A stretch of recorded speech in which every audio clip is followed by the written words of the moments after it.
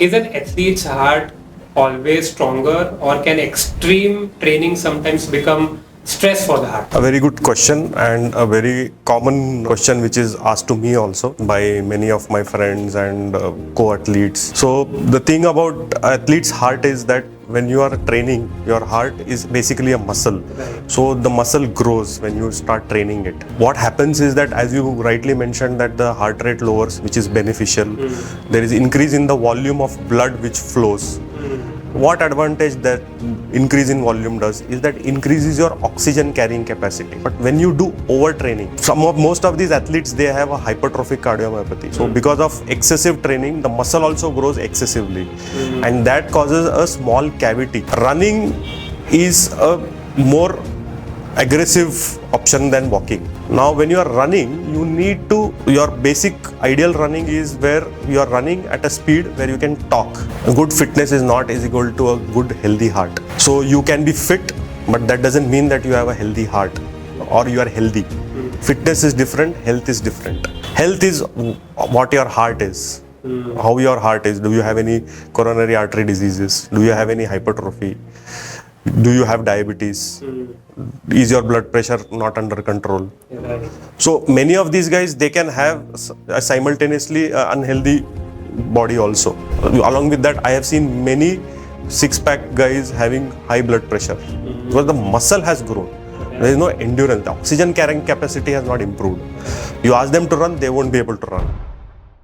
Hello, everyone, and welcome to another insightful episode of Azkka Virtue podcast, where we bring science, clinical wisdom, and real-world healthcare conversations together for doctors, patients, and caregivers alike. In today's social media and performance-driven fitness culture, muscle definition, body shape, and athletic appearance often become the definition of fitness. But real fitness goes much deeper into heart efficiency, endurance capacity, recovery science, and long-term cardiovascular health. Because sometimes a person can look extremely athletic outside, but internally their heart may still be under a lot of stress. And today we are going to uncover that hidden reality. And for that, we are honored to have with us Dr. Kiran Dipak. He is a renowned interventional cardiologist, currently serving as Director Cath Lab at Sai Hospital, Ahilyanagar, Maharashtra. He is also recognized for handling complex cardiac cases and has been frequently consulted as an expert for redo and high-risk angioplasty procedures. But I'm equally excited to welcome him because he himself is a marathon runner, a fitness enthusiast, and has been into running for more than 10 years now. So, sir, thank you so much for joining us for this conversation today. And who better than you to address on this topic, who being a cardiologist himself, practicing since so many years, and also a fitness enthusiast and a marathon runner. So I think we are indeed grateful to have you and to address on this topic. Thank you, Mr. Bhavin. I am truly humbled that you have chosen me to be the speaker for this particular topic, and it is a topic which is close to my heart. Absolutely. And it has kept my heart in a very good shape. Right. So I would definitely would want to give my insights on the topic. Would love to answer your questions and give a basic knowledge about what is running and what is the impact of running on heart. Right. And what are the side effects of overtraining, overrunning. Right. There are many factors which are there which we need to discuss or the public needs to know before they venture out into running as a sport. Right. So I'm personally very excited to have you. Thank you so much for joining for this conversation. So sir, I'll dive right into the first question that athletes often have lower resting heart rate, bigger stroke volume, and stronger cardiac endurance is what we would like to believe. But sometimes we also hear about sudden cardiac events in sports, or even during gym or during marathons. Is an athlete's heart always stronger, or can extreme training sometimes become stress for the heart? A very good question, and a very common question which is asked to me also by many of my friends and co-athletes. So the thing about athlete's heart is that when you are training, your heart is basically a muscle. Right. So the muscle grows when you start training it. And what happens is that, as you rightly mentioned, that the heart rate lowers, which is beneficial. There is increase in the volume of blood which flows. What advantage that increase in volume does is that increases your oxygen carrying capacity. Right. So oxygenation improves. So all these are benefits of heart. But when you do overtraining, or when you, like in VUC, you have heard episodes of sudden cardiac death. It's a very anecdotal episodes. It's not very common, but it is not something which you should not be aware of. Most of these athletes, they have a hypertrophic cardiomyopathy. So because of excessive training, the muscle also grows excessively, and that causes a small cavity. The heart cavity becomes very small. So that is the reason why they develop hypertrophic cardiomyopathy, or in some people, they develop fibrosis. So fibrosis means the muscle, there is some minor injury, and that when it heals, it develops fibrosis.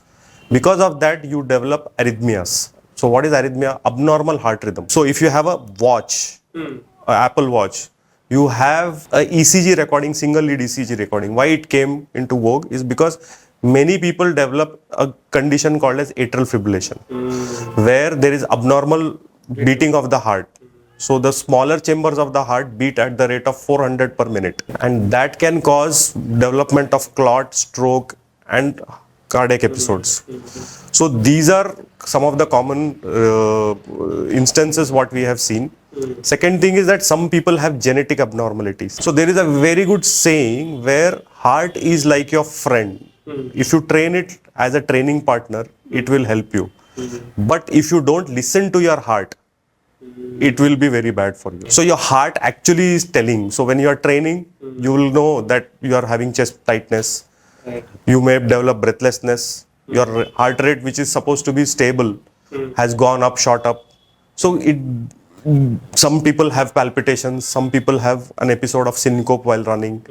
So that is the time when they are supposed to get themselves evaluated. Right. But many of these people, they don't get a proper evaluation done. And especially runners who are more than about 35 years old, they should be more careful. True. So if you are able to listen to your heart, you are training your heart, but you are not listening to your heart. So you should listen to what your heart also says.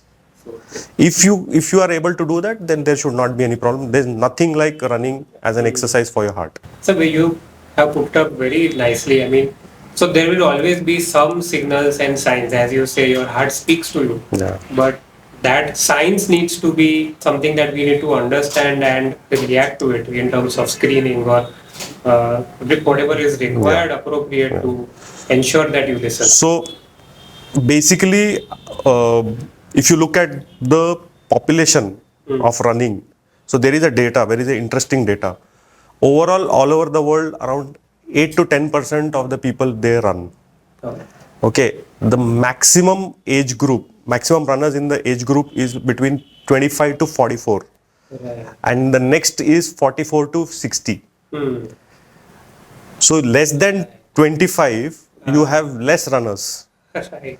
So if you look at the demographic, the population is between the middle age group only. Absolutely. So these people, they will have to do a basic screening of, like, check their pulse, Right. blood pressure, ECG, a blood sugar level. And if you have symptoms, then you should get a 2D echo done. If you have more severe symptoms, then you should get a CT angiography done. Right. But it is not something that you do every year. Absolutely. That's what I was trying to tell, that if you listen to your heart carefully, you will be able to pick the symptoms and get yourself investigated. But these are the basic investigations what you are supposed to do. Right. If you have an abnormality in your ECG, you should be more careful. You should get further evaluation, like do a stress or a CT angiography or a coronary angiography or a cardiac MRI also.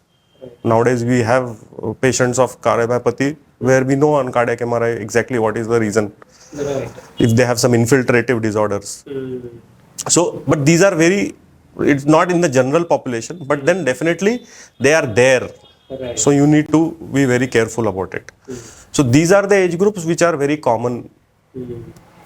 If you see the younger age group, they are into running, but they are not into a consistent running. Right. Like a marathon. Yeah. So if you're doing a marathon is something which you need to it is not a routine running. So what is a regular running? Running is like what is recommended by the cardiology society is that you need to do 20 to 30 minutes of walk or a mild jog 4 to 5 times a week, like somewhere around 140 to 150 minutes per week. Right. Running is a more aggressive option than walking. Now, when you are running, you need to, your basic ideal running is where you are running at a speed where you can talk. You can talk sentences. Right. That is the ideal running speed. But when you are into sport like marathon, you need more training. Right. You need more guidance. You need to do those drills. You need a better form. You need to monitor your heart rate during your runs. There are zone 1 to 4, zone 1 to 5, where you should know what zone you are running in. What is zone 1, what is zone 5. So there is a lot of science behind it. You need to have good gadgets. You can have a good watch. You can have good shoes. But running is definitely the most cheapest sport compared to other. Right. So you need to have a holistic approach towards running as a sport. But as a fitness, you can always do running. You don't need anything other than a pair of shoes. And you just need to run it at a speed where you can talk comfortably to anyone for that matter. So biggest takeaway is that you need to listen to your heart. Yeah. It always speaks. Yeah. And if you act accordingly, things can be taken care of. Yeah. Right. So sir, today many people focus on muscle athletics. Yes. Six pack, bulk, strength. Yeah. But internal fitness like heart endurance is very less discussed. Yes. Because we always, what we see, Yes. we are able to discuss and we talk about it more. But this is something, heart endurance is something which I feel is very and most important, but it is very less discussed. So can someone look extremely fit externally but still have a weak cardiovascular system? Yes. So there's a very good saying called as fitness. A good fitness is equal to a good healthy heart. So you can be fit, but that doesn't mean that you have a healthy heart or you are healthy. Fitness is different, health is different. So fitness means what? I can run 5 kilometers in 30 minutes. I can do 10 kilometers in 60 minutes. I can do 21 kilometer in sub 2 hour. I can do a 42 kilometer. I can do 90 kilometer comrade run. I mean, many events are there all over the world. But that doesn't mean that all these guys are healthy. Health is different. Health is what your heart is. How your heart is. Do you have any coronary artery diseases? Do you have any hypertrophy? Do you have diabetes? Is your blood pressure not under control? Right. So many of these guys, they can have simultaneously unhealthy body also. So, but there is a fine line between fitness and health. Your mental health may not be good. Right. Very true. So fitness is different, health is different. So that's why I was saying that whenever there is any symptom or when you are doing any sport, whether you are doing running, badminton, swimming, cycling, whatever, if you have symptoms, that means you are not healthy. This is a very different perspective. Yeah. How fitness and health are two different things. You have really put in, into right perspective that how these two things are different, because today's fitness culture is very mirror driven. Yes. So what looks is believed. But So just to follow up with that particular fitness and health, like we discussed about strength training. Like you go to the gym and you see people, lifting dumbbells and doing deadlifts and all. That particular exercise also is equally important. Right. A good combination of endurance and strength training will always give you much more better results for your fitness and health both likewise. Right. Doing only endurance and not doing strength training, or doing only strength training, not doing endurance is actually not very ideal. Right. Now, the thing is that in strength training, you grow the muscles. Okay, but along with that, I have seen many six-pack guys having high blood pressure because the muscle has grown. There is no endurance. The oxygen carrying capacity has not improved. You ask them to run, they won't be able to run. Strength training has its benefit for longevity, especially after 40s, men, women, strength training has a very big advantage. But if you can manage endurance with strength training, or you can have the combo, it's a very good combination. So both would ideally complement each other, and Yes. none of it should be ignored. I think. Yes. Right. So the especially marathon runners, cyclists, swimmers focus on endurance. I would say more on endurance. Gym athletes often focus more on strength and hypertrophy. How differently does endurance training versus heavy strength training affect the heart structure and function? Yeah. I mean, ideally, yes, both are required, Yeah. but in both the kind of exercises, one focuses more on endurance, one focuses more on Yeah. strength. So running does, like how we discussed before, it reduces your resting heart rate. It increases your stroke volume. That is the volume of blood to be the heart pumps out, and it also improves your oxygen capacity. Okay. So that gives you a more fit feeling. Okay, whereas a strength training or a gym in a gym workout, you will have more of a muscle strength. Right. So it impacts on the heart by increasing the muscle mass. Okay. So if you do extreme strength training, you are putting more pressure on the heart. The heart rate can go up. It doesn't decrease the heart rate. Right. Right. So our oxygen carrying capacity technically doesn't improve as such. True. So it is only pumping your muscles. So it's a local level where the muscle is improving. So, but that doesn't mean that you should not do that. Whatever we are discussing now is about excessive. Right. Absolutely. Within limits, within proper, like I do twice a week strength training or thrice a week strength training. It is all about building my muscles so that I can run better. So your primary goal is running. So this complements to ensure. Yes, because if you have good strength training protocols, if you follow good strength training protocol, your running injuries will be very minimal. Right. Right. You will be able to run better. Your endurance also improves. So it is complementary. The impact on the heart is definitely different of both the exercises. Right. Running has a different impact and strength training has a different impact. So ideally, a good combination of both is what. Yes, and within limits. Right. Absolutely. You just can't do 2 hours of strength training and next day do 2 hours of running. No, there is some science behind it. There is some limit behind it. See, one of the most important thing which many people, whether they are into sport, running as a sport, or even strength training, or for that matter as a general public who run, like in the UK, you will not believe 40% of the public runs. Wow. That is the data what they have, at least once a week. Okay. So here the thing is that recovery is the most important thing. If you do adequate training and recover well, then everything falls in place. So my next message will always be that your recovery has to be very good. So you should have good sleep. You should rest well after a workout. Your nutrition should be very good. So all those aspects if we start discussing, there are a lot of topics to be discussed individually also. Right.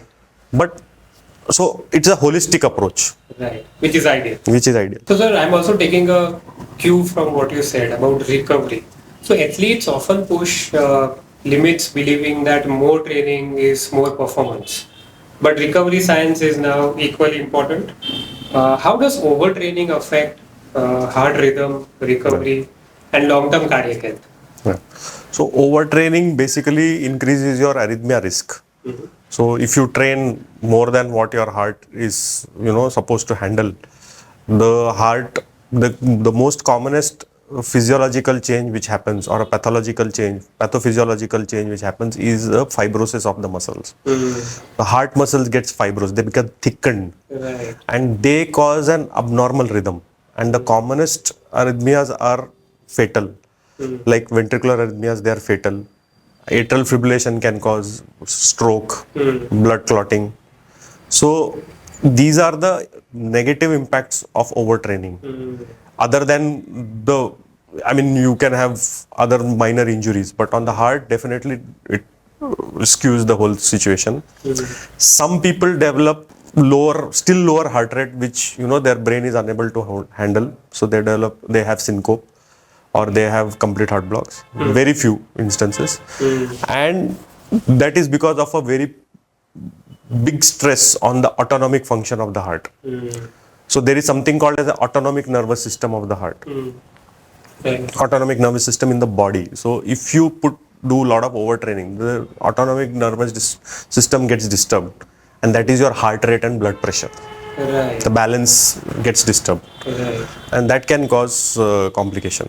So the takeaway is there needs to be a good balance. Yes. Overtraining doesn't always mean Yes. overperformance. Yes. And there has to be a good balance which is to be maintained. Yes. Always. Yes. As our elders say, never overdo anything. So it Yes. holds true in Yeah. this So as well. yes, even in this also, you have to be very careful. You have to monitor your health, Right. all your parameters.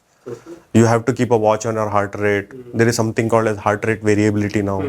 Many of the watches are giving you an idea about your heart rate variability. It is the response of the heart rhythm towards your running or whatever exercise you do. Right. So if your HRV is good, that means your heart is in a very healthy condition. Right. So these are the new science and parameters which have come. Always, it is better for us to be aware of all these things. A general public is never aware of all these things. Right. They are only, you see on the media that in the gym someone collapsed, or while running someone collapsed, or while playing football someone collapsed and died. So these are the instances which create doubts in people's mind. Right. And Fear. it's a fear basically, but it's a very, very rare instance. So this is actually what I was supposed to ask, that when young athletes collapse during sports, it shocks everyone Yes. because they look, pack fit. Yes. What are the hidden heart conditions that can exist even in high performance athletes? Yeah. So if you have a congenital heart disease, like you have abnormal blood vessels, or if you have a hole in the heart, you will never know, right? So only when you do overtraining or when you are exercising, the heart rate goes up, and then you develop symptoms. So those are one disorders. Then if you have a family history of heart disease, heart attacks in the family, like one of your parents has had a heart attack in a very young age, that means there is a very strong family history. So those people can develop problems. Some, like how we discussed, some people are taking steroids, some people are having excessive alcohol, smoking. All this can have an impact. So we don't know all those. Nowadays drugs is a big issue. Right. So the young generation is into drugs. Right. And they consume drugs and then they do exercise. So we don't know the background of most of these people. Right. Right. Some people have cardiomyopathies in the family. So cardiomyopathy means disease of the muscle of the heart from childhood, Okay. or in genetics, Right. a genetic abnormality, Okay. which you will never come to know. But every time there is the saying here that and I again come back to the same point, that your heart gives you a signal, Right. and you should.